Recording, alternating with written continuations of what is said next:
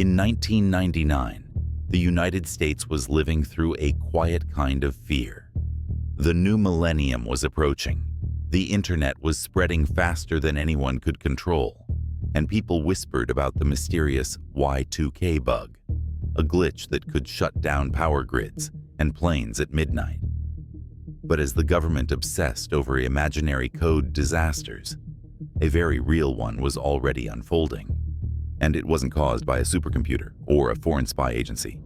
It was caused by a 15-year-old boy with a $40 laptop sitting in his bedroom. His name was Jonathan James, and within months, he would become the first juvenile in American history to go to prison for hacking NASA. Jonathan was born in Florida, the son of a computer engineer. He wasn't rich. He wasn't privileged, just curious. He loved taking things apart to see how they worked. Radios, toasters, old PCs his father brought home.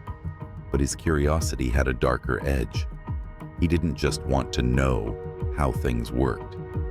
He wanted to know why people said he couldn't touch them. But Jonathan was also lonely. While other kids played sports or hung out at the mall, he spent weekends alone with circuit boards and command lines. His father worked long hours. His mother worried, but didn't understand. The computer screen became his only real friend, a place where he felt capable, powerful, understood. At 13, he discovered the internet, not the polished web we know today, but the raw, unfiltered network of the 1990s. Back then, security was almost non-existent. You could log into government servers using public passwords, access entire networks that weren't supposed to be public. For Jonathan, it was like finding a secret playground. He began teaching himself programming, learning C, Unix commands, networking. Within months, he wasn't just browsing the web, he was inside it. Jonathan started small, local school servers, chat rooms, websites. But each time he succeeded, it felt too easy, too boring. He wanted something bigger, something that would prove he could outsmart the system. So he went looking for the most secure place in the world. He found NASA. It sounds impossible. A teenager hacking into one of the most advanced agencies on Earth. But Jonathan noticed something that most people missed. NASA's systems were connected to the internet. Not all of them, but enough to matter. And buried in those connections were a few weak spots, old servers that hadn't been updated, open ports left unguarded, and passwords that could be cracked with simple brute force. Over several weeks, he slowly mapped out NASA's network. He didn't rush. He didn't want to crash anything. Not yet. He wanted access. Quiet, invisible access. Jonathan kept a notebook by his computer. In messy handwriting, he documented every vulnerability he found, not as trophies, but almost like field notes. He wrote things like, "Why would NASA leave port 23 open?" And, "Don't they know anyone could find this?" He genuinely believed he was helping, proving a point that someone needed to hear. Then, one night, he found a way in. It started with a single compromised server at the Marshall Space Flight Center in Alabama. From there, Jonathan slipped deeper, installing what's known as a backdoor, hidden code that allowed him to re-enter the system anytime he wanted. It was like stealing the master key to NASA's digital fortress.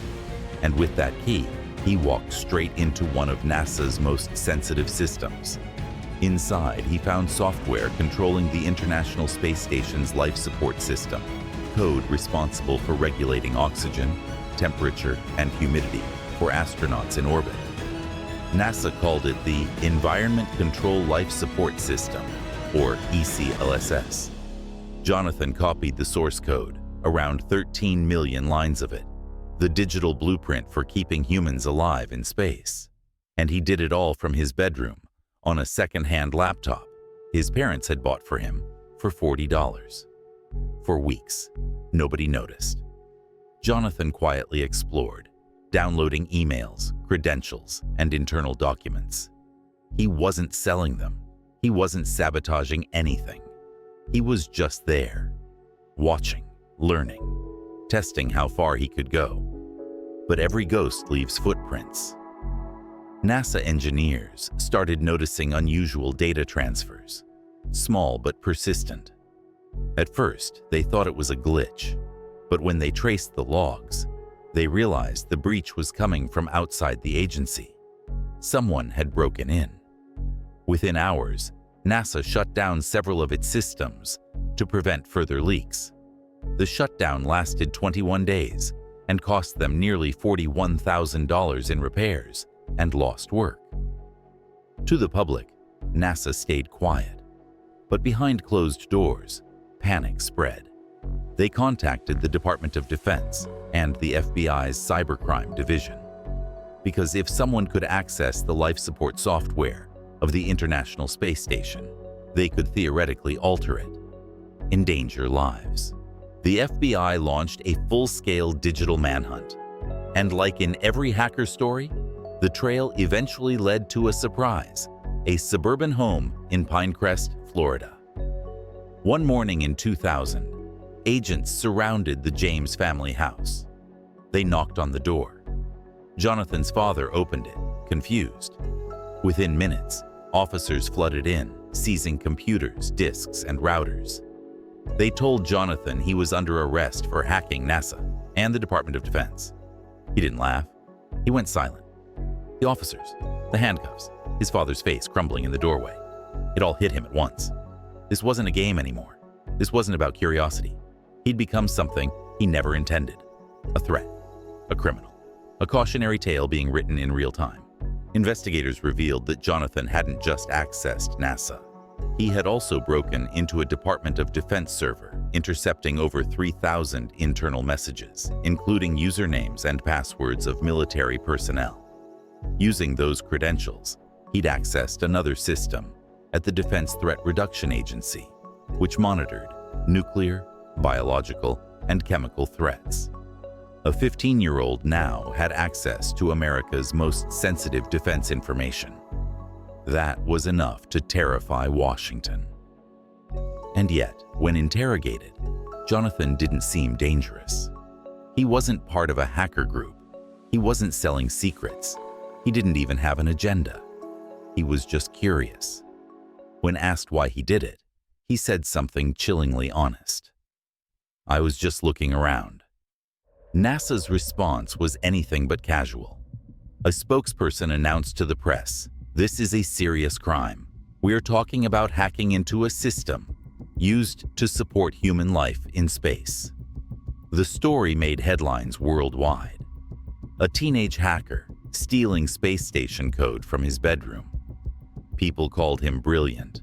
Others called him a threat. But behind the headlines, something darker was happening.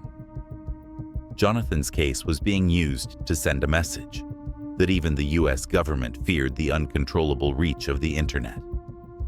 In the end, Jonathan was charged as a juvenile. He eventually pled guilty to 2 counts of juvenile delinquency, hacking the Defense Department, and for hacking NASA.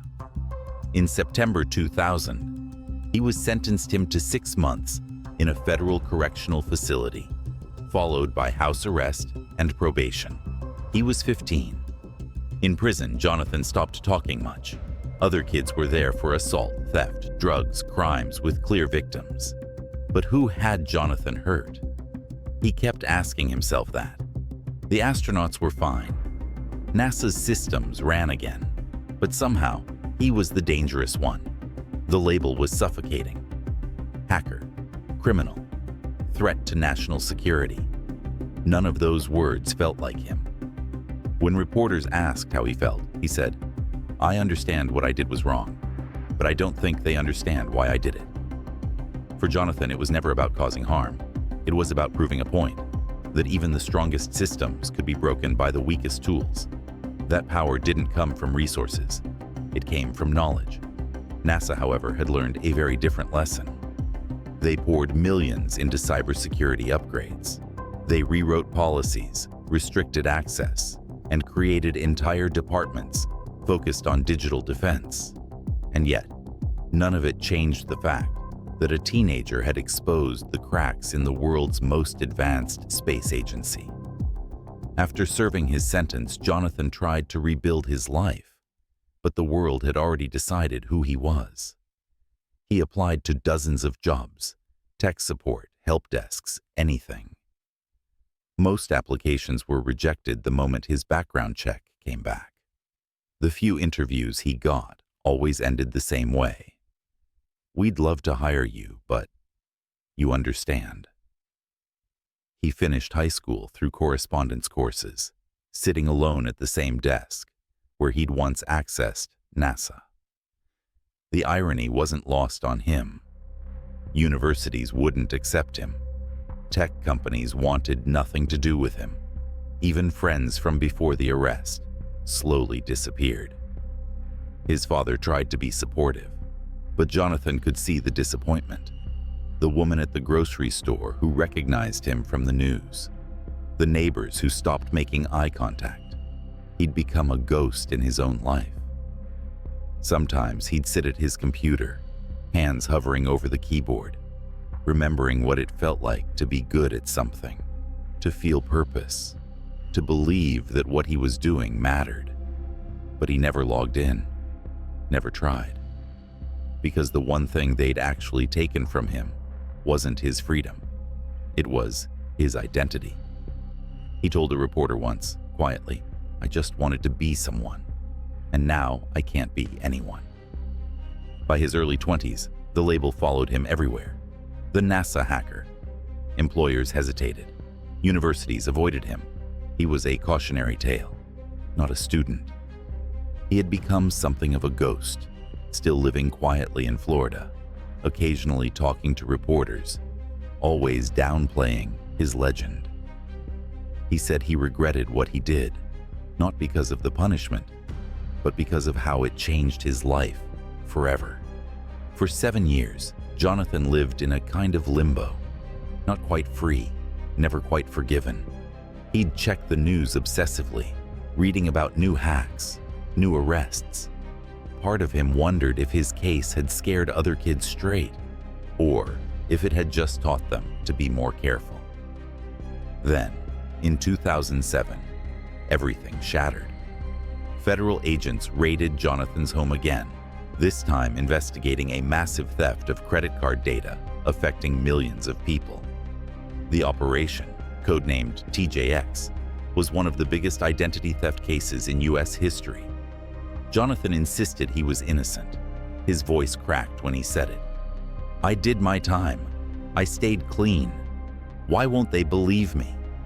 But his name had become shorthand for teenage hacker. Albert Gonzalez, the real suspect, had operated from Florida. Jonathan had operated from Florida.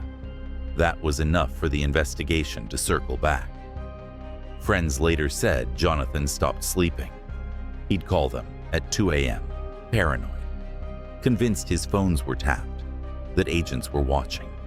"They're never going to let me go," he'd say. "No matter what I do, I'm always going to be the NASA hacker. That's all I'll ever be." The pressure was unbearable. In May 2008, at just 24 years old, Jonathan James was found dead in his shower from a self-inflicted gunshot wound. He left behind a note that read, "I have no faith in the justice system. I did not commit the crimes I am accused of. This is not an admission of guilt. I am innocent." His death shocked the hacker community. The boy who had once outsmarted NASA, the symbol of youthful genius and rebellion, was gone. The hacker community mourned him. Forums lit up with tributes. People who'd never met him wrote about how his story had terrified them into being careful, or inspired them to think differently about security. But none of that could reach him anymore. His father found the notebook from 1999 while cleaning out his room, the one with all those questions about NASA's open ports. On the last page, written years later in different ink, were just 3 words. "I was right." After his death, Even FBI agents admitted privately that they never found solid proof linking him to the TJX case. His name had simply become too easy to blame, and maybe that's the tragedy of Jonathan James. He was never truly free, not after NASA, not after prison, not after the headlines. He'd become a myth, trapped inside his own story. But what he left behind was bigger than punishment or redemption. His hack forced the world to confront the truth about the internet, that security is only as strong as the people guarding it, and that curiosity, innocent or not, can break anything. He once told a friend, if they can't stop a 15-year-old, what hope do they have against real threats? He was right. 2 decades later, cyber warfare, espionage, ransomware. All of it echoes what Jonathan James proved first. The system can always be breached. NASA recovered. The government learned. But somewhere deep in the archives, there's still a file with his name. Evidence of the night a kid with a $40 laptop breached the space agency that put men on the moon. He never sold secrets, never asked for money, never tried to hurt anyone. He just wanted to see if he could. And he did.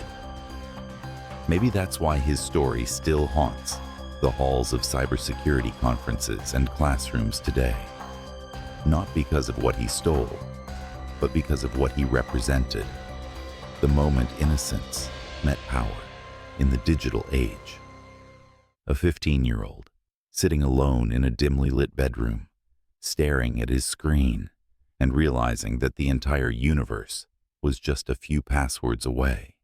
That was Jonathan James, the boy who hacked NASA and paid the ultimate price for curiosity.